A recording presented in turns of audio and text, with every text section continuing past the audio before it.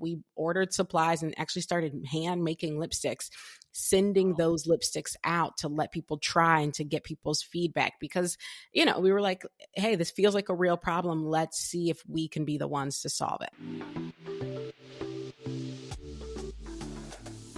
Welcome to That's Darn Good. I'm Janelle Ball, and I'm excited to bring you thought-provoking conversations about biologics, specialty medications, treatments, and so much more. I'll be chatting with some amazing guests about access, affordability, and advocacy. You're really going to enjoy this show. Welcome to That's Darn Good. Today, my guest is KJ Miller. KJ is the founder of Mented Cosmetics and the host of the Two Queens, Two Crowns podcast. Welcome. Thank you for joining me, KJ. Thank you so much for having me. Very happy to be here. Yes, so excited to chat with you. I've been looking a little bit into Mented Cosmetics, and it's got me a little excited. My daughter too, because she does dance, so she's all into starting to get into makeup. Well, she's into makeup for dance, but on a regular basis, she tries to, can I wear a little mascara? I'm like, girl. I'm trying to hold off on the regular use of makeup. Totally. She's just going into 6th grade. So I'm like, no, not yet. I don't think I was able to wear makeup until, I want to say 8th grade or 9th grade, maybe. Yeah, I think it was about the same for me. 7th or 8th grade, I think, is when I started wearing it more regularly. And my parents were never big fans of it, but they also never really stopped me. So it was just sort of like, this train has been coming. I think they saw this train coming for a while. Yeah, exactly. I know. It doesn't help that she's already, into it. She's learning how to put lashes on and all of that. But I'm like, listen, if we're going to learn to do some makeup, let's just start with the base, like put some chapstick, put some lip gloss on, stick with that. Yeah, absolutely. So were you always just really into makeup and cosmetics, or how did this start? I actually do remember, being really little and playing in my mom's makeup and being excited about it. So it is something I've always been into, but it's interesting, for Mented specifically, and Mented is short for pigmented. We started the company, my co-founder and I, because we couldn't find makeup brands that really felt like they were speaking to us as Black women and particularly as darker skinned Black women. And, one of my earliest memories of buying makeup was going to the drugstore and, being in the aisle of whatever it was, CVS, Rite Aid, and looking at the available foundation and realizing like, none of it was for me. And I remember I purchased the darkest shade of whatever brand, call it CoverGirl. And the darkest shade definitely was not my shade. And I wore it. I wore that foundation. I actually recall being in 8th grade with a face of foundation that was too light for me. And one of my friends finally telling me like at the end of the year, like, girl, don't wear this. It doesn't look good. Like it doesn't match your skin tone. And thank God she told me that because I was looking crazy. But I picked the darkest one and I did my best. And the fact that so many people who look like me had to go through that experience is exactly what we were trying to combat when we created Mented. And so the thing I love, we were talking about our daughters maybe getting into makeup early. It's like, well, if my daughter does, and she already does like kind of playing with my makeup, it's like, at least there are brands for her, including the one her mom made, right? That makes me feel really, really good. Yeah. That is so exciting, especially when you do have, young girls that are looking up to you. So having a brand that you can bring to them and say, okay, this is something that's good for you.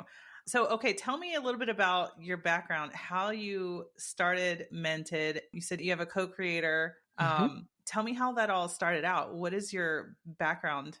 Yeah.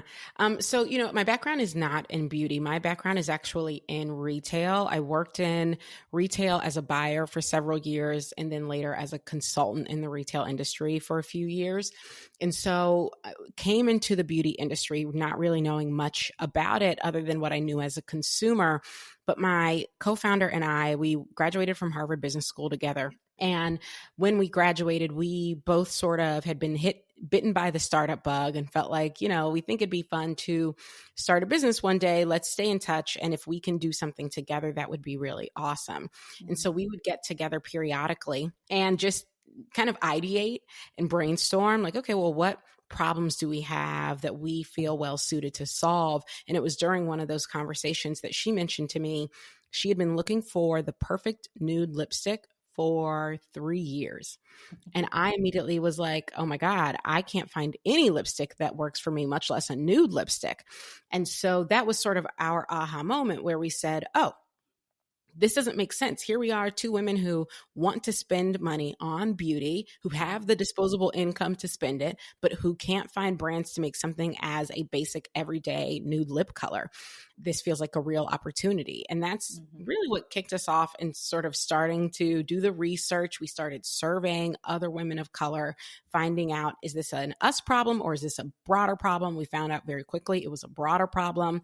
And then we got to work in the kitchen. We ordered supplies and actually started hand making lipsticks, sending those lipsticks out to let people try and to get people's feedback because, we were like, hey, this feels like a real problem. Let's see if we can be the ones to solve it.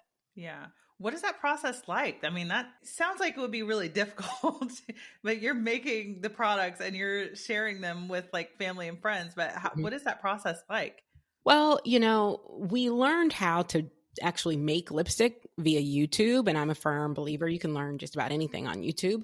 So actually making lipstick is not that hard. It takes some trial and error, but it's not that hard. It's a few basic ingredients. You've got your oils and waxes, you need a mold, you need your colorants, your micas. It's not that many ingredients, and it's not terribly difficult science, right? So what we learned very early on was the reason these nuanced, beautiful nude shades that look good on us don't exist is not because they're so hard to create. It's because these brands simply haven't wanted to create them.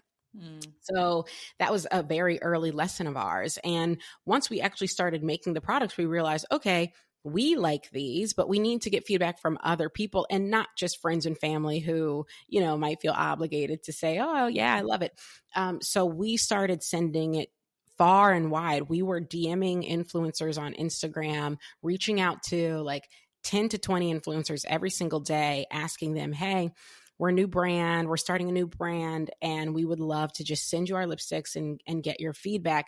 And people started getting the lipsticks. And mind you, these are handmade samples. They're in little stock components. They don't say Mented or anything on them, but people are getting them and trying them and loving them and posting them to their own Instagram page to the point where there were so many people posting and asking like, okay, but how do I even tag you? Like, what is this? Because we were sending it from our personal Instagram accounts and realizing like, oh, now people want to tag us. So we were creating demand before we even really had a business, which was, something I often recommend if that is something you can do when you're thinking about starting a business, try to find a way to do that, to get feedback early. And if you can, to even create demand early.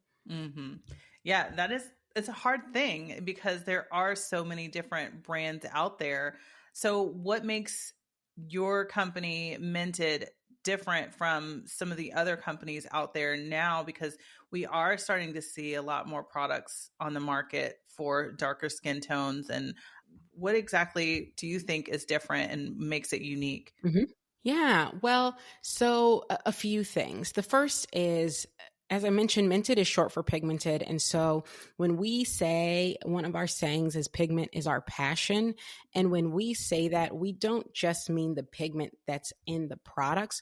We mean the pigments that make up everyone's skin tone, right? We are passionate about seeing a skin tone, particularly melanated skin tones, and creating products that work perfectly for those skin tones and that were made with those skin tones in mind. So often what you see from other beauty brands is when they finally get around to creating products for deeper skin tones, they're more or less just adapting what they've got and adding more brown, adding more black, adding more red, adding more yellow. Whereas we are starting with the deepest skin tones and saying, what would happen if I made a pink lipstick for you? I didn't just take a pink lipstick I had and made it a bit more pigmented, but I said, what would the perfect pink lipstick look like if it were made for you? So that's one thing. When we say pigment is our passion, we mean your pigment is our passion. But the second thing that makes us different is we have from the very beginning been focused on everyday beauty. So we are focused on makeup staples. We're not focused on makeup trends. So almost every product that I've launched with, I've still got, because I've only ever really launched with products that were meant to be your everyday makeup staples. So I haven't chased every trend every time something is hot, whether it's sparkly or holographic or glitter bombed or whatever it is. I haven't chased all of those trends because I've always been focused on what do you need for your everyday beauty. And I think those two things, the combo of those two things, the focus on melanated skin tones and the focus on your everyday staple products, is something that Mented really does own, and that sets us apart from other brands in the industry. Yeah. I feel like that is so difficult because there are so many different skin tones and colors look so different on people. I mean, even my skin, light skin. I always get that question. Oh, what are you? What is your nationality? Light skin. That's it. Yeah. But just like finding like you said, a good nude lip color that would actually look good on my skin. I love what you guys are doing, what's behind the scenes, with being focused on the pigment and the skin, the different types of skin colors, because I think that is something that's very difficult. But yeah, there's so many. So how many different shades do you have in your product line? So for our foundation, we have 16 shades from light to tan to medium to deep. Our 16 shades are focused on melanated skin tones. So our lightest shade is still, we typically see the women wearing our lightest shade as their foundation shade are Hispanic women, Latino women, whereas our deepest shade is meant for like the deepest browns. And that is another thing that sort of sets us apart. We don't have a lot of foundation shades for, paler customers. And it's not because we don't love y'all. We do love y'all. But it's because like we are focused on the skin tone so often left behind. Our nude lipstick collection is 9 shades. And again, a lot of those 9 shades are focused on people with deeper lips or two-tone lips, because again, that's where it's hard to find a nude lipstick. So yeah, I would say, we have a very curated collection. We don't have a million shades of lipstick. We don't have 100 shades of foundation. It's very curated for our core consumer base. Mm-hmm. Okay. So when you just said for the two-tone lips, can you kind of tell me a little bit more about that? Like, what does the nude color look like, or how does that work for a two-tone lip? Yeah. Well, so for instance, I'll use my lips as an example. My lips are two-tone. They're very kind of like reddish pink on the inside and more of a brownish, almost purple on the outside. And so my perfect nude is a shade in our collection called Mented number 5. And it is a purple brown blend, because a lot of women of color, our lips kind of do live in that almost brownish, purplish, reddish color family. And so the thing about all of our nude lipsticks is that they're very nuanced, right? Our top selling pink shade is a shade called Nude La La. And we lovingly have always referred to it as a pink for brown girls, because it is a pink, but it has a brown base, right? Which is something that if you're just going and picking up a pink from, any brand at Sephora, they probably have made that pink exclusively using red and white pigments, maybe a blue pigment as well. But we are starting with brown as a pigment to make our pink, because we know even the brown skinned women with pink lips, there is still a brown undertone a lot of the time to the pink in their lips. So all of our shades are very, very nuanced, so that none of them are flat, right? You never get kind of that, I almost call it a clown look sometimes when you put on just like a super flat lipstick shade, because it's not picking up any of your skin undertones and it's not picking up any of your lip undertones. But all of our lip colors were created to do that. Nice. So you still get a good rich color. Exactly. I like that. So how about when you're matching? Because are all of your products sold online, or are you in any stores? Right now, Mented is sold online on Amazon and also in CVS. We're in a few CVS stores throughout the country. So that's our brick and mortar presence. We will be relaunching with Ulta.com very soon, which I'm very excited about because I know a lot of our customers shop Ulta and they love their Ulta points and they want to be able to pick up Mented with their Ulta points. And so we will be relaunching on Ulta.com in the coming weeks. I'm very excited about that. That is exciting. Yeah, so because my daughter, she has to wear foundation for dance and she's got a darker skin tone. So that has been really difficult for me to help her get matched because, some colors I'm like, okay, this is gonna look good. And then I put it on, I'm like, oh, where's that? There's sometimes you get that cast on your skin and it is so difficult and it's Absolutely. frustrating to deal with, and especially for her because she doesn't know, she's still learning. So it's like, how do I help her learn the basics and understand what matches, what looks good and what doesn't? So how would you describe Yeah. that and teach someone who's not quite sure how to match their skin type?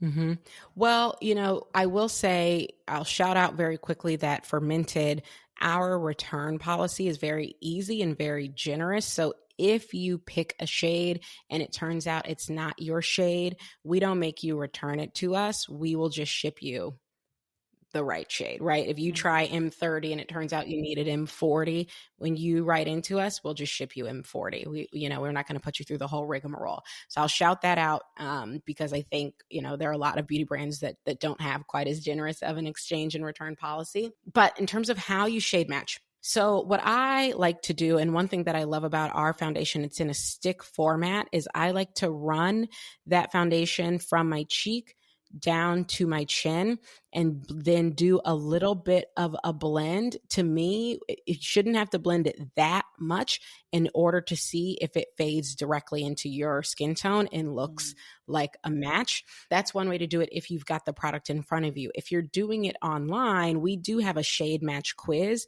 that's going to sort of take you photo by photo. I recommend doing it with a mirror in hand or with, your camera phone in hand so that you can look at the photo, look at yourself, and slowly start to align, okay, yes, this person looks the most like me. We take you through a few of those like matching photos, and that's what enables you to then make the best choice. Yeah, that makes sense. I feel like that's where I think a lot of online cosmetic companies are doing that, where you kind of go through a series of, looking at different photos, which one can match up the best. That Mm-hmm. makes it a little bit easier. Before we didn't have that.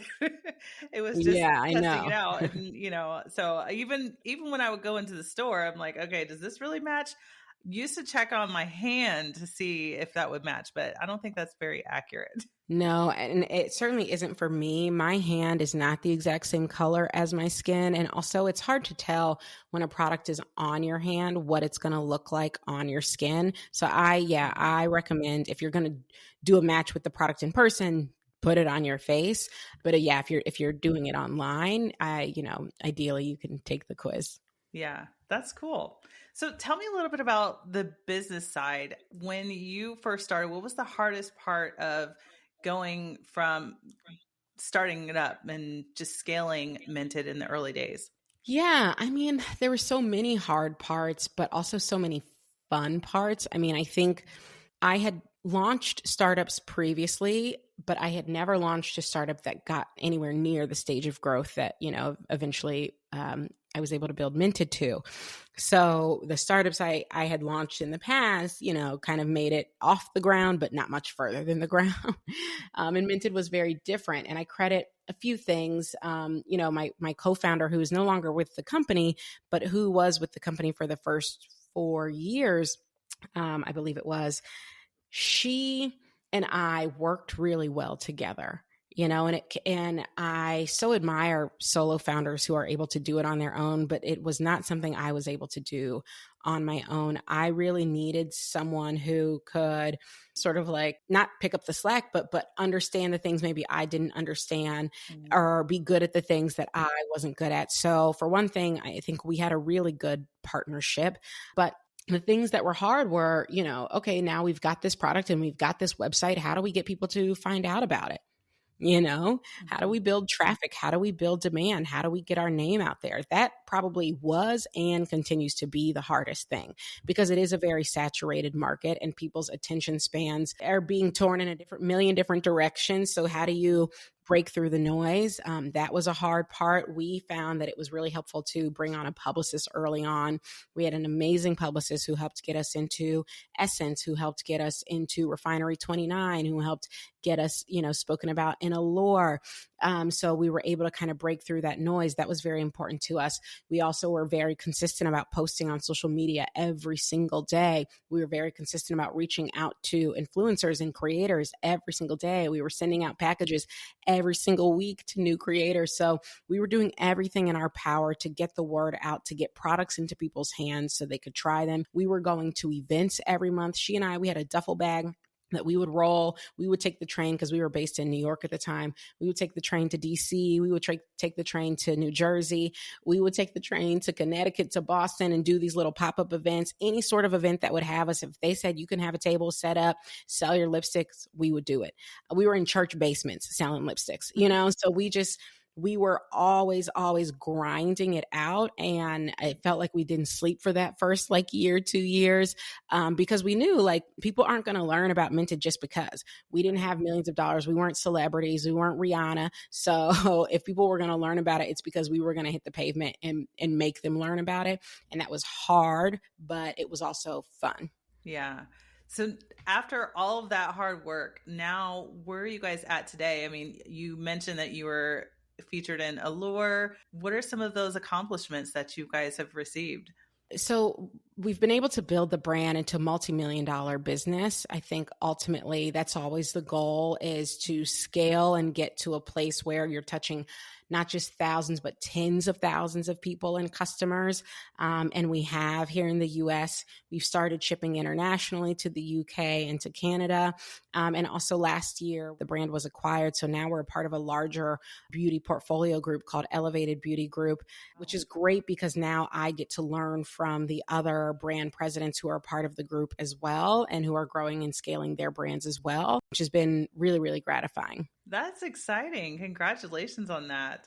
Thank you. How long has Mented been around? Since 2017. So we are 8.5 years old. Wow. That's amazing. That is so Yeah, cool. it has been quite a ride. It's been a crazy, tumultuous, fun, challenging, terrible, amazing ride. There have been some great parts and there have been some really, really hard parts. The fact that the business is still here and still standing in some ways feels like a miracle. And I know it is because we've just had so many loyal customers who have loved the brand for so long since we launched and who have been so incredibly loyal to the brand, which I feel very lucky about. Yeah, that's so exciting.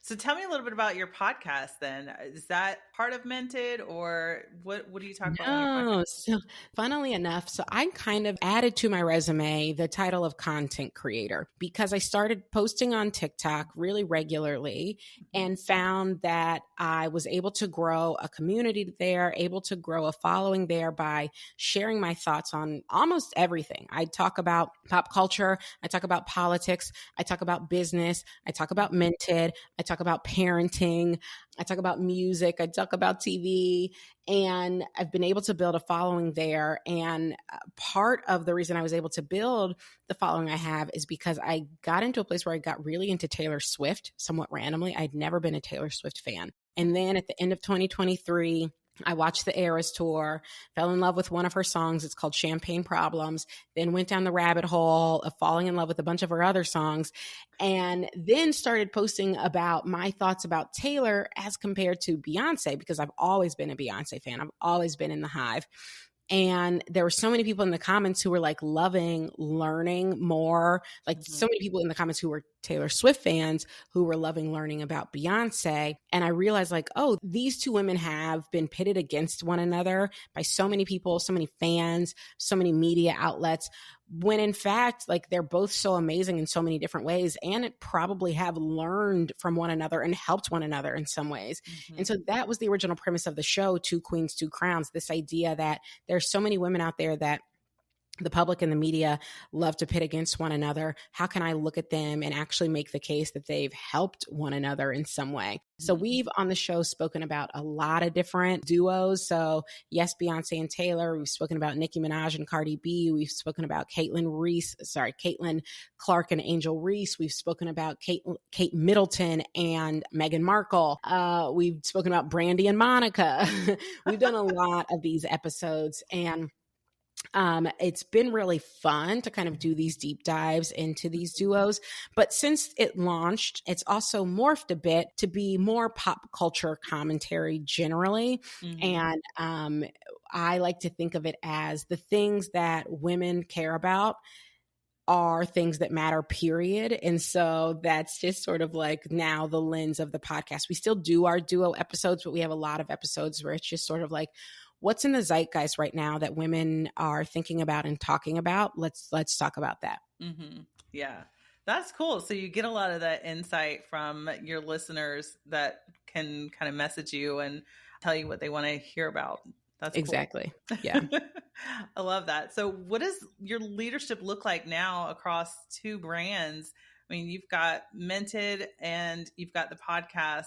What advice do you have for any founders that are growing, that are trying to create something? And what does that look like? Yeah, I mean, so I do have a lot of advice because I'm also a teacher. I started teaching in business school at Yale a few years ago, and then I moved to Ohio, and since then have joined the faculty at Ohio State's Fisher College of Business. So I'm pretty passionate about teaching, the next generation of business people, the next generation of founders. So much so that I also started an online course. It's called Startup Starter Kit. And so anyone who's interested in that could go to my website, kjmiller.co, to learn more about it. But I say all that to say I got a lot of advice. I have a lot of advice. And I think where I start when I'm thinking about advising someone who's starting a business is I really do encourage them to get really clear on the problem that they're solving. Because a lot of times I will talk to founders who will say, I've got an idea for XYZ. I've got an idea for a spa that I want to open. I've got an idea for a hair product that I want to launch. And I'm always like, okay, great. What's the problem your spa is solving, right? Like, what's the gap that it's filling? What is it that, some group of customers desperately needs that existing products aren't giving them, that your product is going to give them? And if you can get really clear on what that problem is, that's what's going to help you when you think about your branding, when you think about your messaging, when you think about your targeting and the customers that you are targeting. So you're not spreading yourself thin, trying to go after everybody, but you're really laser focused on the people that your product really is solving a problem for. But if you don't start there, it's very easy to spin your wheels, try to make something for everybody, not know, oh, should I message it like this? Should I talk about it like that? Should my brand color story be this? Should it be that? Like, really, when you get crisp on that problem you're solving, it is so much easier to make decisions from there, which is why the first module of my course really is all about defining the problem. Wow. I like that. I'll have to check that out. You said it's on your website? It is kjmiller.co. Okay. Yes. As an entrepreneur myself, I have started a couple of businesses. There's several under my belt now. And it's so interesting. And, watching others, I think it's exciting to see people grow in that. And, the creation of a business, I think, is absolutely amazing, but seeing it grow, and yours is just blown up. Mented has just grown so fast, it seems like, which is amazing. Thank you. Yeah. It's funny that it looks fast to you. It feels like a long, arduous road to me.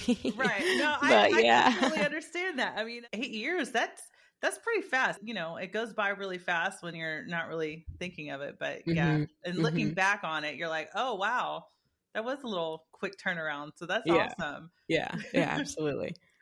So what do you think keeps you grounded in your purpose to excel and to continue to grow? I think probably my family most of all. The fact is, like, Mented went through a really difficult time in 2023 and a really difficult financial time. And for most of that year, I wasn't paying myself. And so we were really were relying on my husband in terms of our finances. And I think that's actually part of the reason I think I started to really go much harder when it came to content creation, because I realized I couldn't have all of my eggs in the Mented basket because I didn't know what was going to happen. I knew how passionate I was. I knew how hard I was working to save the business and to make sure that the brand continued on. But I also didn't know how it would end up. And I knew that like I couldn't put my family in a position where we were not sure if we were going to have the money to pay the mortgage, you know? So I think my family is always top of mind for me. And I'm always trying to make sure we are secure and this roof over our head is secure. And that is the most important thing to me.